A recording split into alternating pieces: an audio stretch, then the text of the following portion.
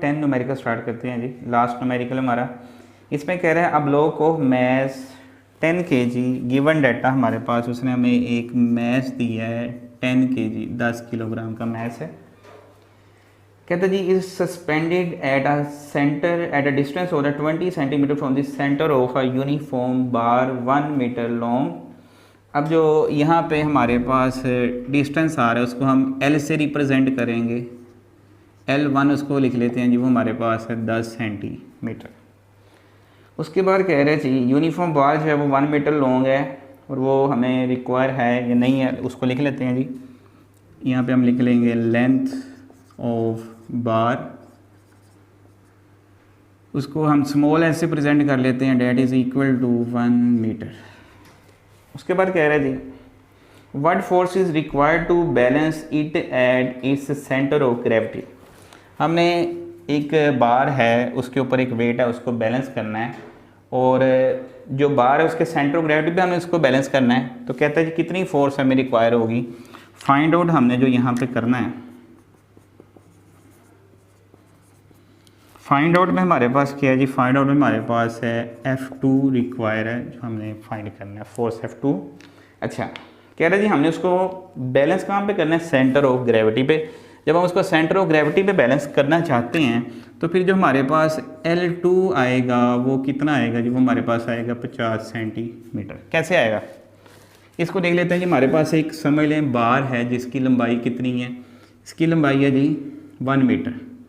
Length हम इसकी यहाँ पे लिख लेते हैं, इसकी लेंथ होगी हमारे पास कितनी होगी है जी, ये हमारे पास आ गई है 1 मीटर। 1 मीटर इसकी लेंथ है और ये इसका सेंटर ऑफ ग्रेविटी है। इसमें हमारे पास 50 सेंटीमीटर इधर हैं और 50 सेंटीमीटर जो है वो हमारे पास इधर है और इसका सेंटर ऑफ ग्रेविटी जब किसके होता है जी, इन बिटवीन होता है। टोटल इसकी लेंथ 100 है और इसका जो सेंटर ऑफ ग्रेविटी अप्रोक्सीमेटली वो 50 पे होता है। यानी ये हमने जो वेज रखा हुआ है, वेज को हमने कहाँ पे रखा हुआ है जी, वेज को हमने रखा हुआ है 50 सेंटीमीटर पे। और हमने जो वेट लटकाया है, वेट हमने यहाँ पे कहीं पे लटकाया हुआ है जी 10। हमारे पास जो है वेट यहाँ पे लटक रहा है, हम उसको यहाँ पे लटका लेते हैं, ये हमारे पास उसका वेट है। अब इसका जो फासला है वो हमारे पास कितना है जी, वो फासला हमारे पास है 10 सेंटीमीटर, सॉरी 10 दिया हुआ उसने 20 दिया हुआ, 20 सेंटीमीटर है जी। इसको हमने 10 लिख लिया गलती से, लेकिन ये कितना है जी, ये है 20 सेंटीमीटर, 10 सेंटीमीटर नहीं है, 20 सेंटीमीटर है। अच्छा इस साइड पे हमने वेट लटका लिया है। अब हमने बार को क्या करना है, एक्विलिब्रियम में लेके आना है। किस पॉइंट पे उसका centre of gravity, centre of gravity पे जब हम उसको बैलेंस करेंगे तो दूसरी साइड पे उसकी लेंथ मुकम्मल होगी और ये जो इधर लेंथ आती है यानी L2 वो हमारे पास कितना आ रहा है 50 centimetre.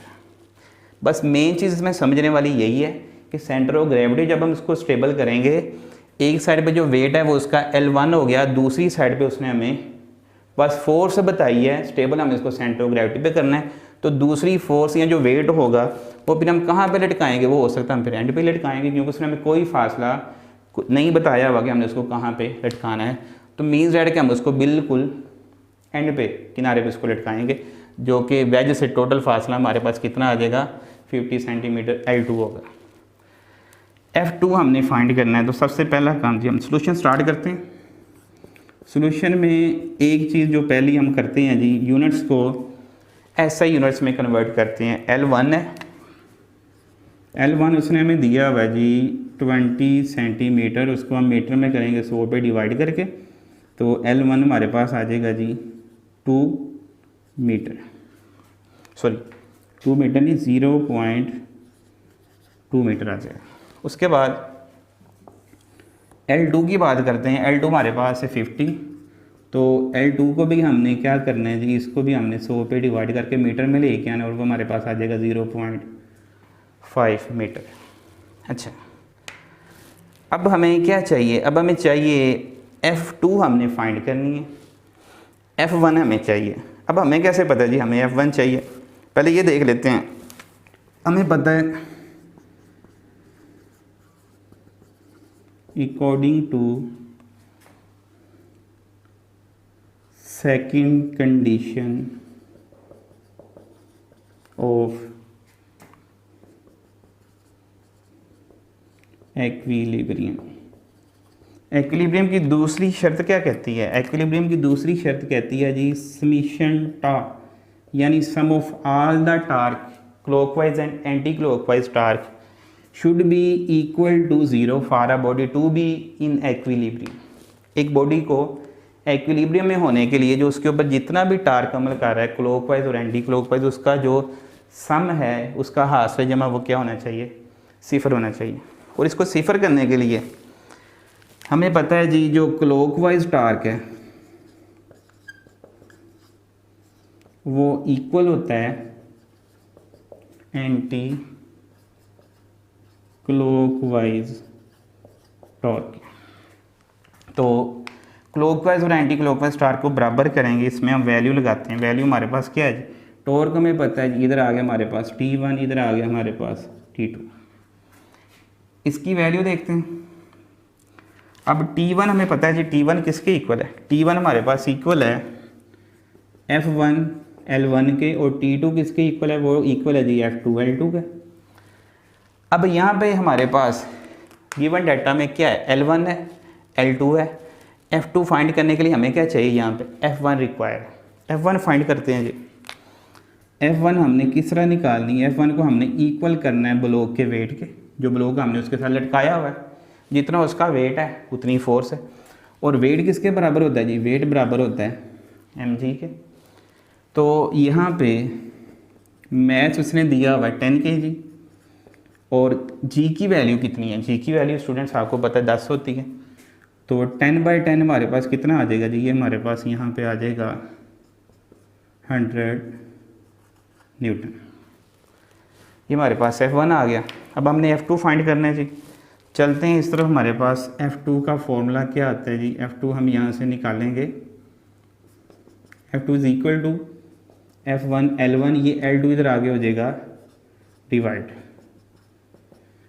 F2 is equal to F1 हमने वैल्यू निकाली उसकी 100 मल्टीप्लाई L1 उसने हमें दिया है जी 20 सेंटीमीटर, जिसको हमने इक्वल किया है मीटर में 0.2। तो इसको मल्टीप्लाई करेंगे 0.2 के साथ। L2 हमने यहाँ पे लिया था जी 50 सेंटीमीटर, लेकिन जब हमने उसको मीटर में किया तो उसकी वैल्यू क्या आ गई जी? 0.5। तो इसको हम डिवाइड करेंगे 0.5 पे, तो इसका आंसर निकालते हैं G 100 multiply by 0.2 that is equal to 20। ये हमारे पास इक्वल आ रहा है जी किसके? 20 के। डिवाइड हमने उसको करना है 0.5 पे। अच्छा, 20 डिवाइडेड बाय 0.5 जब हम करते हैं तो हमारे पास आंसर आ रहा है जी F2 का। F2 हमारे पास आ गया 40 न्यूटन। इसका आंसर हमारे पास आ गया 40 न्यूटन। और हमें स्टूडेंट्स रिक्वायर क्या था? हमने F2 फाइंड करनी थी कि दूसरी साइड पे कितना वेट लटकाएं कि ये जो हमारा बार है वो स्टेबल हो जाए। तो ये हमने आंसर निकाल दिया जी। दूसरी साइड पे हम लटकाएंगे 40 न्यूटन का वेट, और कहाँ पे लटकाएंगे जी? बिल्कुल उसके बार के एंड वाले किनारे पे 40 न्यूटन जब हम वेट लटकाएंगे तो ये बार स्टेबल हो जाएगा। लें जी, chapter number 4 turning effect of force के न्यूमेरिकल कंप्लीट हो गए। इंशाल्लाह अगले लेक्चर में हम इसकी एग्जाम्पल को डिस्कस करेंगे। आई होप कि आपको समझ आई होगी। इंशाल्लाह अगले लेक्चर के साथ फिर हाजिर होंगे। इजाज़त दीजिएगा। अल्लाह हाफ़िज़।